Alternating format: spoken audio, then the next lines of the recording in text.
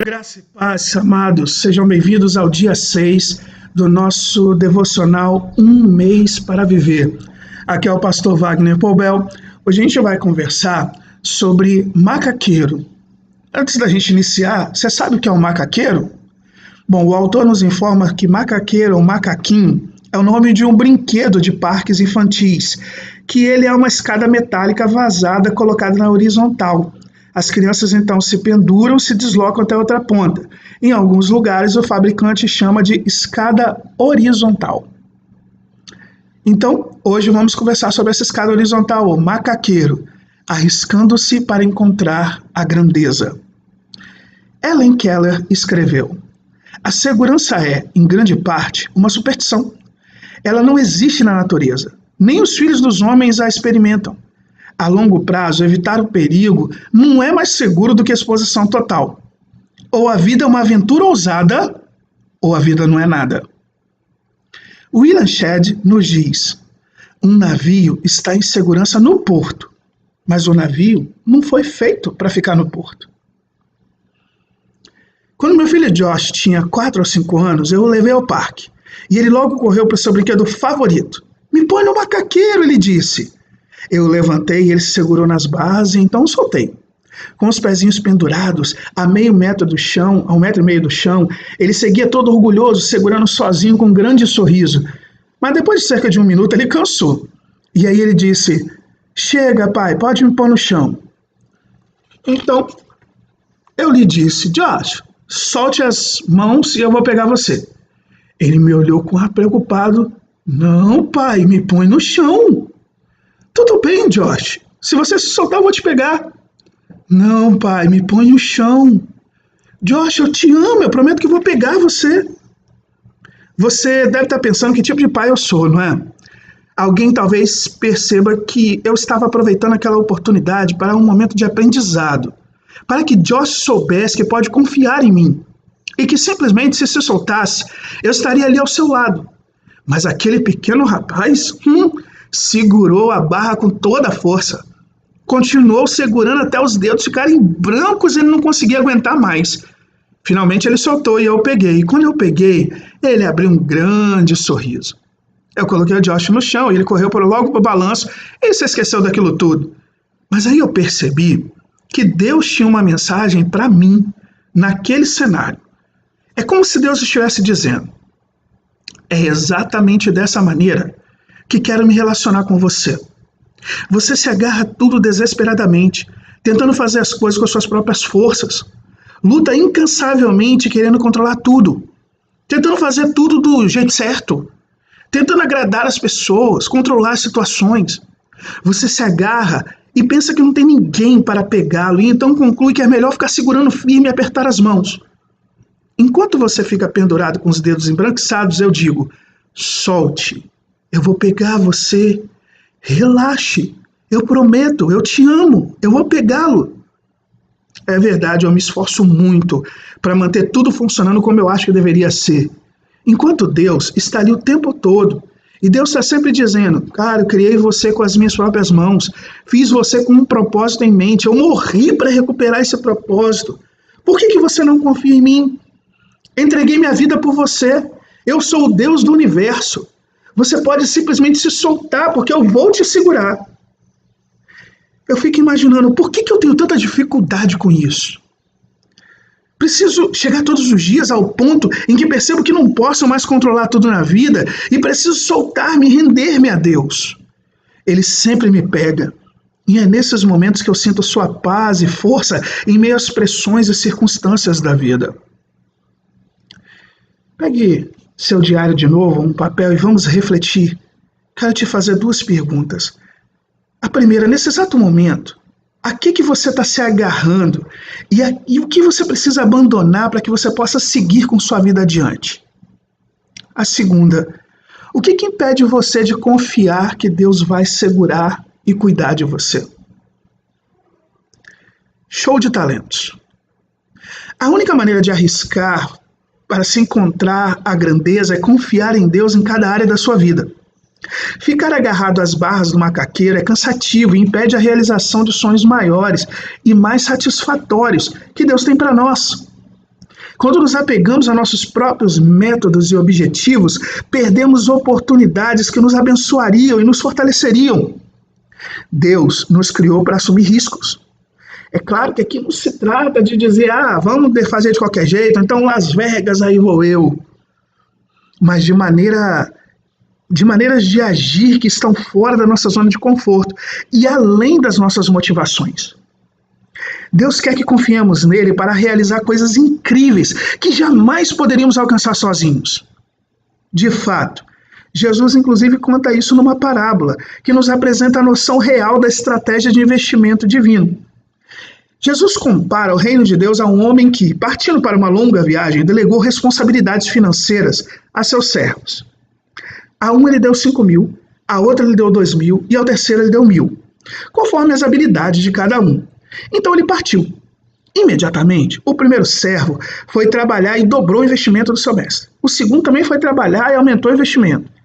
Mas o homem que recebeu 1.000, ele ficou com medo. Então ele cavou um buraco no chão e cuidadosamente escondeu o dinheiro do seu mestre. Depois de algum tempo, o homem retornou e chamou cada um dos servos para lhe prestar contas dos recursos que ele tinha confiado. Os 2 primeiros revelaram seu sucesso e o patrão ficou cheio de alegria. A cada um deles ele disse, ótimo, vocês trabalharam muito bem, de agora em diante serão meus sócios. Então veio o terceiro servo e disse, mestre, sei que o Senhor tem padrões elevados e odeia ações descuidadas, que o Senhor exige o melhor e não faz concessões aos erros. Então eu tive medo de que pudesse te desapontar. Por isso encontrei um bom lugar para esconder o seu dinheiro e deixá-lo em segurança. Aqui está ele, tá são e salvo até o último centavo. O mestre então ficou furioso. Essa é uma maneira terrível de viver. É um crime você viver com tanto medo.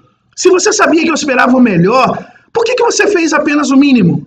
O mínimo que você poderia ter feito, na verdade, era fazer um investimento com esse dinheiro com os banqueiros. E assim, pelo menos, eu ia ter obtido algum juro disso, algum lucro. Peguem o 1.000 desse homem e deem para aqueles que se arriscaram mais. E livrem-se desse covarde cheio de cuidados. Lancem-no na mais profunda escuridão. Assim nos revela Mateus capítulo 25, versos de 14 a 30. A resposta do mestre ao terceiro servo pode parecer dura. Contudo, por mais irônica que possa ser, essa história reforça o fato de que Deus não quer que temamos ao ponto de inibir nossa disposição de nos arriscar a crescer. O terceiro servo tinha tanto medo de soltar as barras que ficou pendurado nelas. Ele não confiava o suficiente no respeito e no amor do seu chefe para acreditar que ele iria ampará-lo. Se ele se arriscasse, talvez perdesse ou se arriscasse demais. Assim, é comum que façamos tudo dentro de uma margem de segurança, satisfeitos com o modo como as coisas estão e justificando uma visão muito conservadora ao dizer a nós mesmos que isso é o que Deus deseja. Mas tudo no mundo tem espaço para crescer na vida. A quem muito foi dado, muito será exigido, e a quem muito foi confiado, muito mais será pedido, nos diz Jesus em Lucas 12, 48. Por isso, pegue de novo seu papel e vamos refletir. Em quais áreas as possibilidades de você assumir um risco são maiores? Pessoal, profissional, relacional ou espiritual? Em quais áreas da sua vida você tem a tendência de agir com mais cautela? Por que é mais fácil assumir riscos em algumas áreas e em outras não? Pense nisso. E vamos falar sobre gerenciamento de risco. O que nos leva a nos apegar a nossos próprios esforços, em vez de nos arriscarmos para encontrar a grandeza que Deus tem para nós? Para muitos é a perda do controle. Achamos que se realmente nos soltarmos e permitirmos que Deus nos pegue e nos direcione, nós vamos passar a vida como condenados na prisão, fazendo o que odiamos. Nada poderia estar mais longe da verdade. Deus criou cada um de nós para cumprir um propósito e nos projetou de maneira única para realizá-lo. Ele plantou a eternidade em nosso coração com as sementes da grandeza que só podem crescer por nossa disposição em servi-lo. Como é se soltar? De acordo com a minha experiência, muitas vezes envolve paciência e a procura da mão de Deus nos lugares mais inusitados.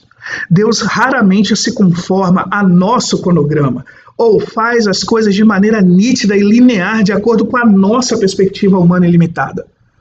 Às vezes, nós nem mesmo percebemos para o que fomos criados, o que de fato nos anima e alegra, até o momento em que somos forçados a entrar nisso, esperneando e gritando.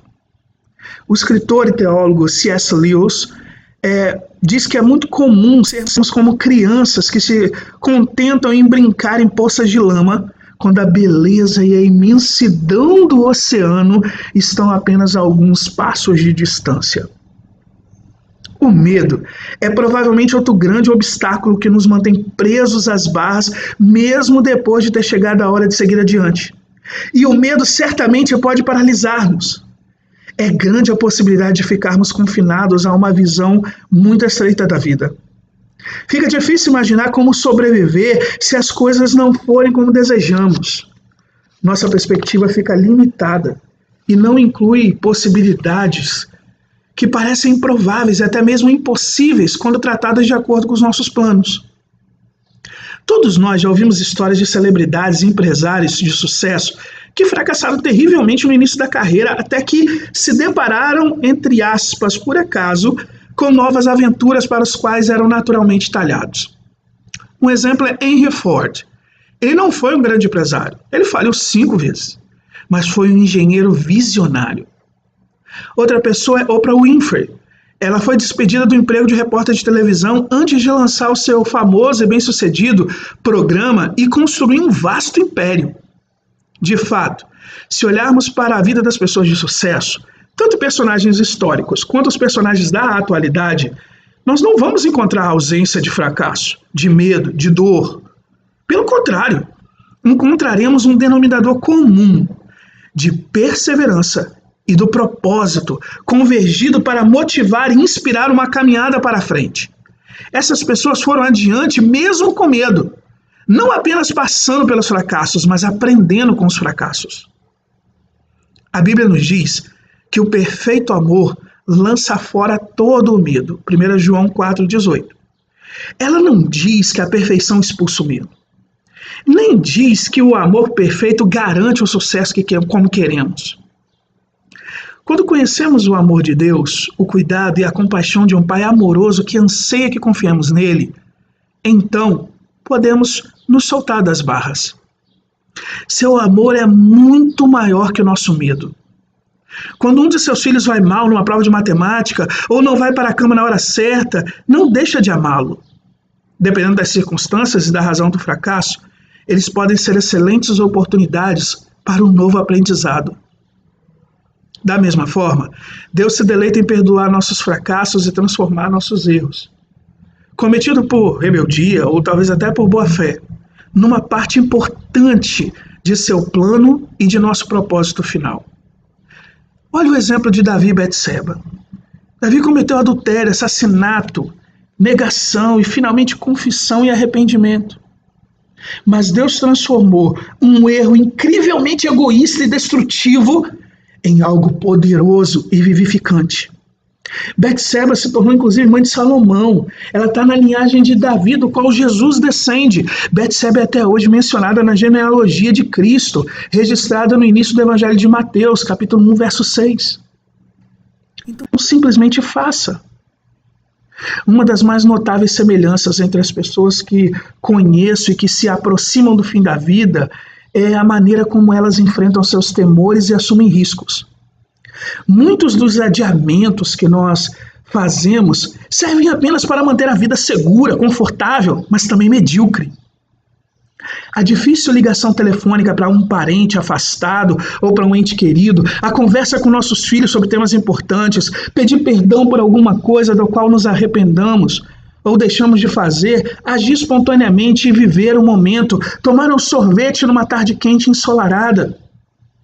Amados, perdemos muitos momentos pequenos e momentos grandes quando não nos dispomos a romper esse padrão de seguir pelo caminho menor, de menor resistência, ao invés de tentar coisas maiores. Mas se soubéssemos que nossos dias estão contados e de repente nossas prioridades se mostrassem claras, seria muito mais fácil ouvir o chamado de Deus e mergulhar. Não nos preocuparíamos com o que os outros pensam ou dizem de nós, com o fracasso ou desperdício de tempo, porque reconheceríamos que o arrependimento pesaria mais do que isso. Se você está cansado de agarrar as barras e sente que está perdendo o controle da vida, então solte-se e sinta os fortes braços de um Deus amoroso pegando você. Na força da graça de nosso Pai Celestial, você sentirá a segurança e a paz que tanto deseja. Para você meditar para a sua vida toda, primeiro, faça uma lista de itens, recursos, dons e oportunidades que você recebeu para gerenciar. Ao lado de cada um, descreva a maneira como os obteve. Por exemplo, você nasceu com eles, recebeu de alguém, trabalhou por eles, estudou por eles. E anote a parcela de controle que você teve na maneira como eles foram entregues a você. Por fim, anote como você acredita que Deus gostaria que você investisse em cada um item da lista e como pode fazer esse investimento. Número 2. Quando você se decepcionou com Deus? Em que momento ele não foi até você da maneira como você esperava? Como isso afetou o seu relacionamento com Deus? Como você pode depositar confiança em Deus como Pai amoroso, mesmo se sentindo decepcionado? Passe um tempinho em oração, hoje falando de sua decepção e pedindo ajuda a Deus para confiar nele, para se entregar a ele, para soltar as barras. Terceiro, cite um risco que acredita que Deus está pedindo para você assumir nesse exato momento da sua vida. Escreva quais são os seus temores em assumir esse risco. Descreva o que de pior pode acontecer se você assumir esse risco e falhar. Depois, ore para que Deus o ajude a enfrentar seus medos de modo que possa fazer o que Deus deseja para a sua vida. Amém? Que Deus abençoe grandemente a sua vida e a vida da sua família. E até a próxima, se Deus quiser.